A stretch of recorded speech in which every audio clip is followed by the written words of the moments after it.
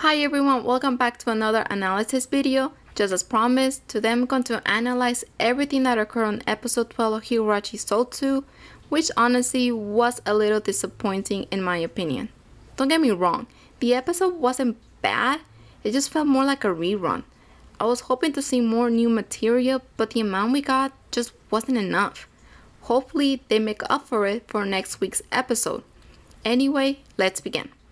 So the episode begins with Rika reappearing into the Sea of Fragments after getting murdered by Yoichi. Hanyuu of course figures out that the fragment ended in a failure. And as she's staring at Rika in a very warm motherly manner, she begins to recall the past when she decided to take on all men's sins and offer herself as a sacrifice. And that task was given to her daughter Ooka. This marks the first Watanagashi ritual. After 8 consecutive generations of females, Rika was finally able to help Hanyuu regain her view of the human world. Hanyuu believes that during the time she rejected the human world was a case she built out of her own loneliness and a punishment for forcing her daughter to kill her. Then she committed a sin once again by granting Rika the ability to loop to prevent her from dying. But of course, Hanyuu's power was imperfect due to her damaged horn.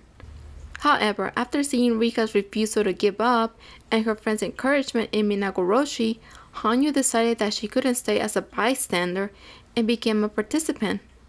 And after the miracle in Matsuribayashi, which finally freed Rika after 100 years, Hanyuu returned to the Sea of Fragments once again.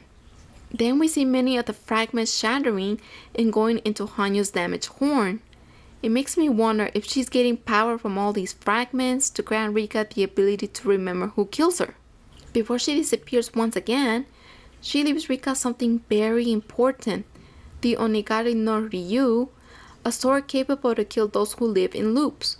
Sadly, Satoko and Ewa obtain this knowledge, and Satoko of course heads to the warehouse to obtain the sword, but not before accidentally breaking a small piece of it.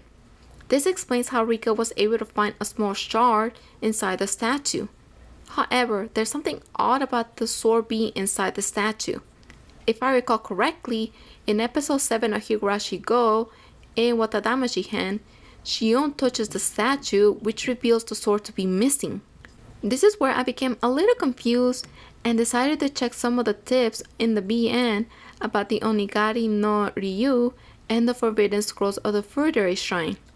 According to the Matsuribayashi tip, the Onigari no Ryu was given to Ooka Furde to slay her mother, Hanyuu, who was passing as a demon god.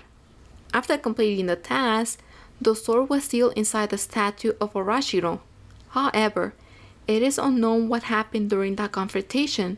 Supposedly, in one of the oldest texts, it says that Ooka broke off the demon's horn.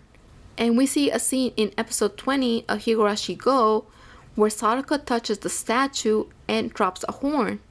And when she touches this horn, it transports Satoko into the Sea of Fragments where she meets Ewa for the first time, or so it seems, as Ewa seems to know Satoko.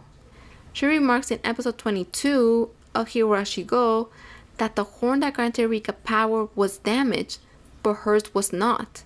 Going back to the main point, the statue's head is supposed to shatter and reveal the sword when faith in Orashiro vanishes and the world of men attempts to pass blame onto others once again. I'm thinking this is referring to Satoko blaming Rika and becoming a witch, which explains why the sword doesn't appear in Watadamashi just yet. However, there's another theory going around there about Hanyuu willing it into existence once she told Rika about it, but that seems a little too far-fetched. Then we go through all these 4 loops where we don't get much information other than seeing how Satoko interferes in them. And as Ewa is enjoying the tragic tragedies in each fragment, we see the Sea of Fragments breaking and Hanyuu appearing right in front of Ewa. Ewa doesn't seem to be startled by Hanyuu's presence and calls her once again, quote, "If it isn't my darling failure," unquote, which infers that they might come from the same cloth. Maybe Ewa is what Burnt Castle is to Rika perhaps? Even though the episode was a bit disappointing, the cliffhanger kinda saved the episode. I'm very interested to see what's going to happen next. I know that there's not that many episodes left of Higurashi Sotsu, but I'm kind of hoping that we might get another season or that this last episode must be very, very good. I'm very excited to see what's going to happen now that Hanyuu was able to find Ewa and the answers that are going to follow upon this meeting. Anyways, thanks for watching and I hope to see you for the next episode.